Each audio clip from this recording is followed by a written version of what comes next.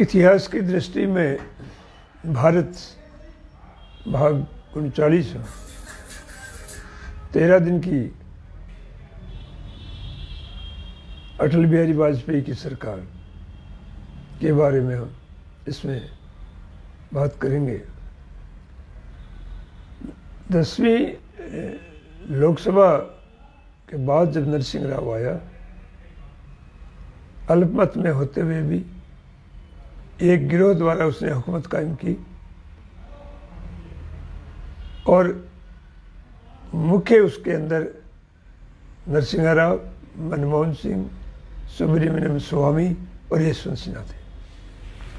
उन्होंने भारत को उदारीकरण के नाम से भारत का व्यापार संतुलन अमेरिका के पक्ष में कर दिया। भ्रष्टाचार में बड़ी तीव्र गति से वृद्धि हुई, घोटालों का अंबार लग गया और पहली बार सीधे प्रधानमंत्री को रिश्वत के आरोप में लगे थे। जैन बंधुओं की जो डायरी पकड़ी गई हवाला कांड में, उसने कहा मैं 1 करोड़ रुपया प्रधानमंत्री को दिया है। हर्षद मेहता ने प्रेस कॉन्फ्रेंस करके कहा मैंने 3 करोड़ प्रधानमंत्री को दिया है। और इन सब के ऊपर एक सांप्रदायिक पार्टी जिसकी जननी आरएसएस है, जिसका पॉलिटिकल सिंबल बीजेपी है, वो सांप्रदायिकता 1947 के बाद और जब बाबरी मस्जिद गिराई बाड़मेर में नरसिंह राव के समय में, तो सांप्रदायिकता 1947 के बाद चरम सीमा पर थी। नरसिंह राव की जब सरकार गई और 11वीं लोकसभा के जो चुनाव हुए, भारतीय जनता पार्टी लोकसभा में सबसे बड़ी पार्टी बनकर उभरी।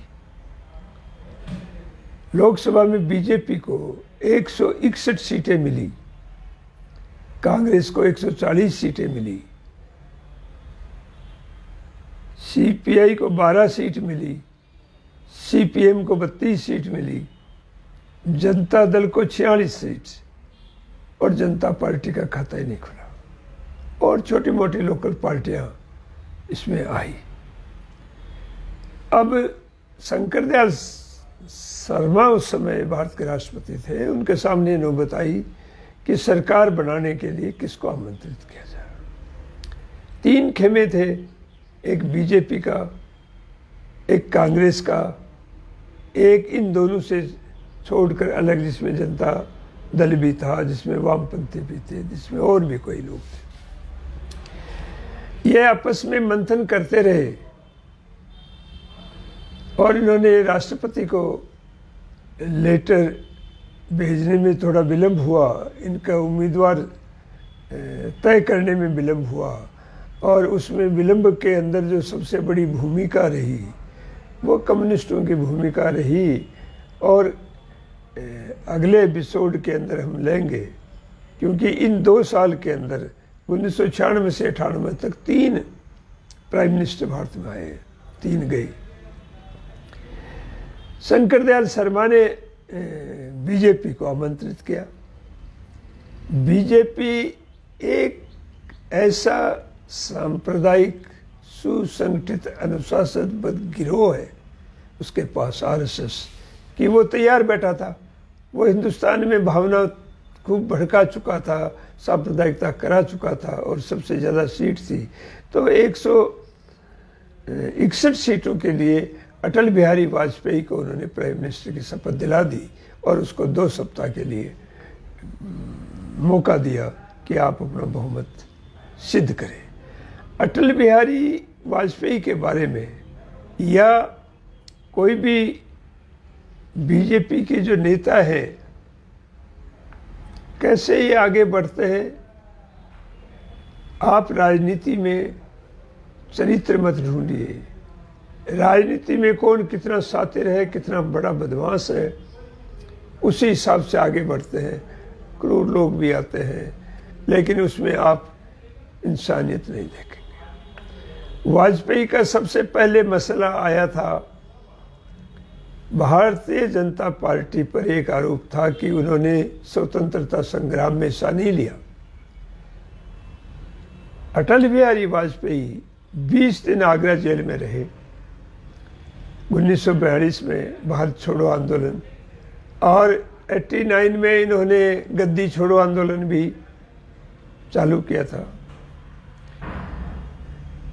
अब उसकी खोज खबर जब हुई, उस खोज खबर में मुख्य सबसे पहले ये खबर ब्लिट्ज अखबार में भी छपी।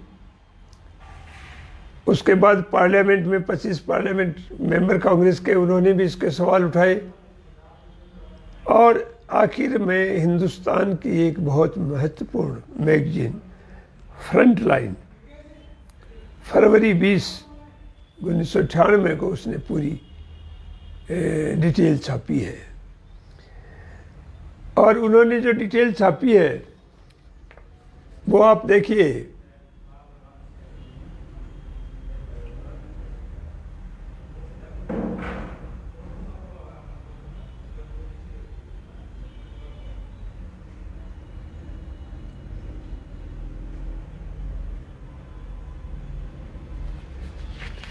इसमें अटल बिहारी वाजपेयी की भारत छोड़ो आंदोलन, क्विट इंडिया मूवमेंट के अंदर क्या रोल रहा, उस पर दूसरा इसका ये है कि this my statement I sign it. Atal Bihari ने कहा है कि ये मेरा बयान है और इस पर मेरे दस्तखत है। उसने लेटर भी लिखे।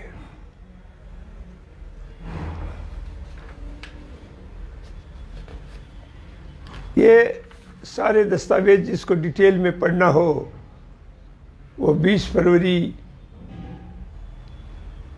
1998 के फ्रंट लाइन पढ़ ले। और जब कोर्ट का मैटर इसमें आया, जो रिलेवेंट मैटर है, उस पर भी इसमें डिटेल्स है।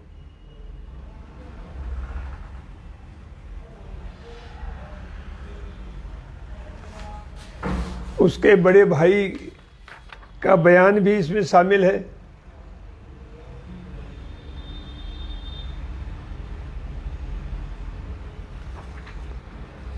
ये उर्दू में उसका बयान भी है।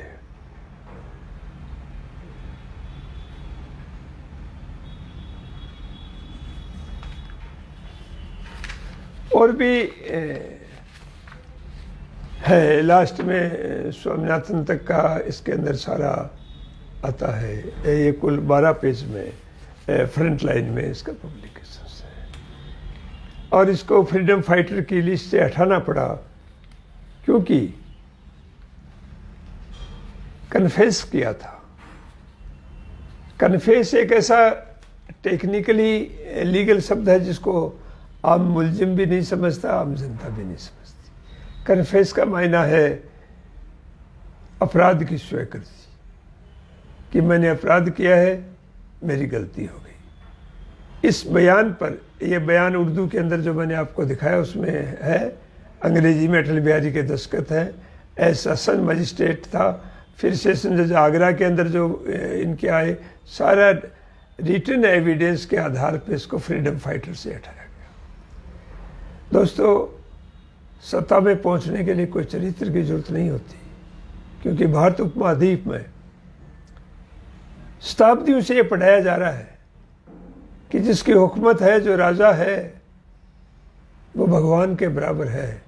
जनता एक भेड़ की तरह है, उसको सिखाया जाता है राज किसी का भी हो, तुम पर लाड़ी कोई नहीं चढ़ेगा। यही सोचकर अटल बिहारी वाजपेयी ने प्रधानमंत्री की शपथ ली, जबकि उसके पास 161 आदमी थे। और जोड़ तोड़ कोशिश करने के बाद उस समय 92 में जो सांप्रदायिकता की, उस सांप्रदायिकता का परिणाम था कि एक इस पार्टी को एक अन्य पार्टियां एक अछूत पार्टी की तरह समझती थी। कुछ स्थानीय पार्टियों को इसने पटाया, लेकिन बहुमत के लिए 272 की संख्या चाहिए थी। ये 194 तक ही रहा।